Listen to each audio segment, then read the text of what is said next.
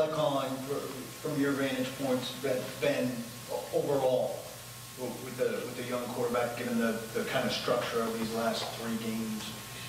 You mean the offensive play calling? Yeah, not the defense. Well, you know, Paul, I go back to what I said with David. We didn't win, so everything's called into question when you don't win.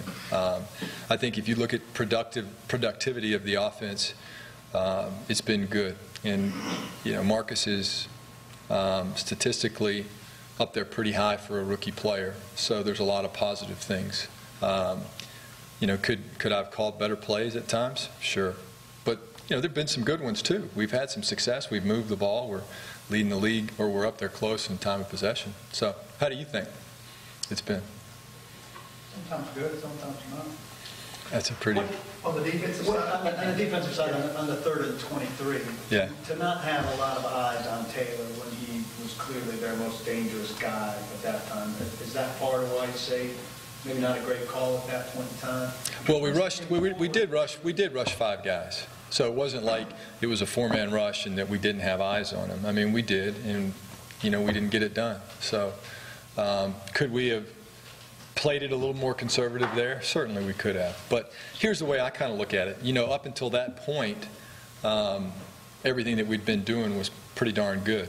And, you know, in that situation, a lot of times you call what's been working for you because it's worked. So it's unfortunate that that happened, but in those situations, you know, we've got to get off the field.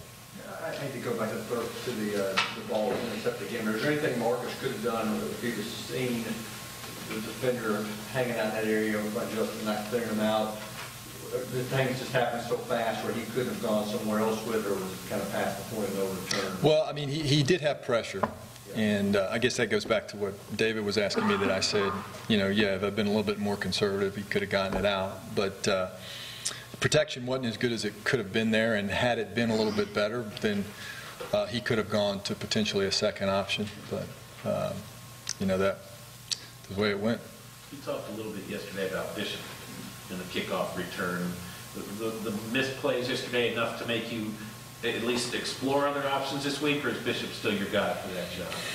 Yeah, well, I mean, I think we'll work through that this week. That's the first that we've seen of that yesterday. And, you know, once again, I haven't specifically talked to him about that. His technique, if you look at it, actually is pretty good. And, you know, it happened twice. It's certainly a little bit disconcerting. So that's why Dexter was in there a little bit later. But we'll get a feel for it this week and see where we are. Get a better look at that long pass to Hogan there. What happened in that situation? Should anybody have been helping out on that play? Or? Well, I mean, Cody was in pretty good spot on that, and he just missed it. You know, those guys get paid too. He made a good throw, and the guy made a good catch.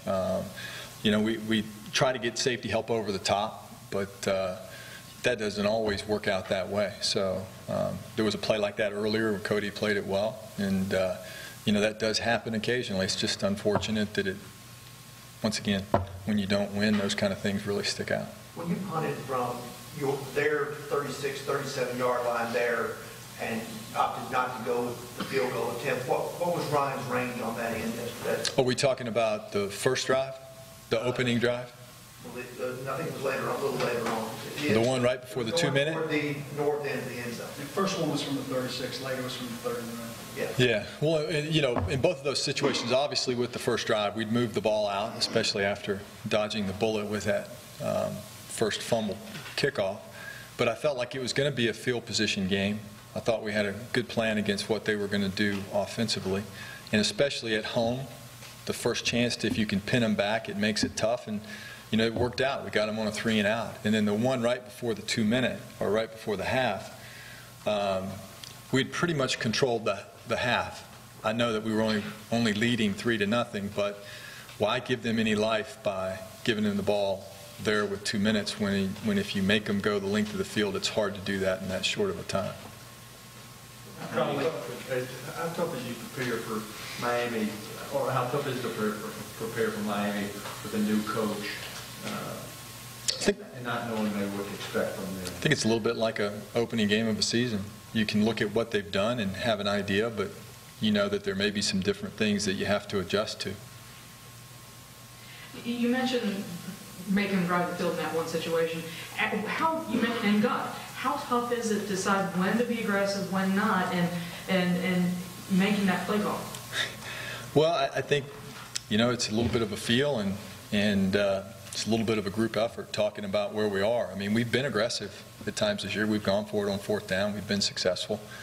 I think some of it plays into who your opponent is, and sometimes it's a field position game. So maybe just in a situation where you're on the road and you're in that situation, you're a little bit more aggressive because it gives you a chance to take the crowd out of it if you make one of those things. And, you know, I think you think about weather conditions, you think about opponent. There's a lot of things that go into that. McCourty have a positive impact on the defense yesterday? I think so. In what ways? Like what kind of things do he help? Well, he's a good leader. Certainly there's a calmness about him from a guy that's played. And, you know, he's been there on the sideline with these guys, so he's been there every step of the way. And it's always good when you have a veteran player back. So. It may seem strange that we ask so many questions about the screens. It's kind of like dinosaur sighting all around here. They've never done it with any effectiveness. How good do you feel about the ability to do that? How much practice has it taken to kind of get the timing down? We've been better this year, obviously, than we were last year. I think that all kind of goes into the we're a better team category. But screens are a big piece of what you're doing offensively if you can be successful with them. And, you know, there is a little bit of a timing to it. There is also a little bit of a, you gotta work on executing it. You know, there was even one or two yesterday which could have been better had we executed them the right way, but we've made tremendous progress with our screens. And I think when you're facing a team that will give you some pressures, that's a good way of slowing down the rush because it makes them think. And, you know, we've had a little bit of success with that, and hopefully that continues. Is that an area where maybe Kendall will be involved? Well, he had one yesterday, and he'll continue to get some of those if we can. I mean, you know, we're going to do things with Kendall. We had him on a reverse yesterday, and it was close. If we, you know, their linebacker got up the field, or it was a lot of space out there, we threw him a quick screen. You know, we'll continue to do those kind of things. You feel pretty optimistic about David Cobb at this point, maybe getting back to practice at the earliest? I think so. Yeah, the only thing I'm not sure of, John, because I was talking about this the other day, is with that designated for return, you know, once you start practicing, then you have to make the decision in 3 weeks. I know that's the PUP rule, but I'm not 100% sure about that designated for return. So he's anticipating, I think, I couldn't even tell you what week it is, but in the next 2 weeks being eligible to start practice. So that's the only question I have, and I'll get that answer and have a better sense and let you know. Did Jarrell stand out maybe as much as any defensive player in the game this season? Well, I mean, Jarrell has been playing really well for us, and I think Jarrell is a guy that's played a number of years here very well. That's why we re-signed him to a contract. But he's a guy that really is playing good football for us right now. A lot of guys on defense are, and you know, he's a great leader. He's a good football player, and he's important to our team. Jarrell took, you know, he pushed some golden through that play when Tyrod converted along third and 23. Earlier today, Lalonde was talking about, you know, guys just looking in the mirror and figuring out what it is that they can do, you know, to improve. Are you heartened in any way to hear the stuff along those lines where the players are taking personal responsibility? We've got a good group of guys. We need a win. That's what we need. We got to continue to work until we get one. I think you can't ignore the fact that we're close, but, you know, close and $4 will get you a cup of coffee. So, you know, we got to kind of block out the distractions and continue to work. I mean, there's a tremendous amount of progress with our team, but we got to get over that hump. We got to win a game, and you know, I think once we do that, that's going to really put us on the right course. How hard is it to keep the spirits up? Guys. It's always tough on a day like today. I mean, it was tough after the Indy game, but we got a resilient group. They'll go through it. We'll look at it. We'll be back on the field, and they'll be a good feel with our team because we got a lot of good guys. We got a good group of guys, and that's what hurts as much as anything, is that we can't win a game for these guys, and we're close, you know. So we'll keep working. They'll be fine. How tough is it to keep preaching to them that they are close, you know, because a lot of times until they see the results and get over the hump and win a close game, you know, there's still that, I guess, little sliver of doubt that can creep in. Well, there's guys in here that know, and they help with that. They've been around here for a while, and they see a significant difference, and they talk to the other players, and that helps. Yeah, I was going to say, sort of, does the fact that the games are much closer and the numbers, the offense, defense are much better, is that easier to have guys believe than say last year even? Well, I thought you were going to say, is it easier? Hell no, it's not easier. No, but is it easier to keep guys, for the guys to say, okay, we're on the right track? I don't know, maybe you should ask Kendall. That was a good one. You got to give me a little credit for that one. Bring him out. You know what? That's a good question, John, and I don't know. Our guys seem to understand where we are, and they're working hard. You know, we just need a win, and we got to focus on that. I think you're about 10 points better on third down on both sides of the ball collectively.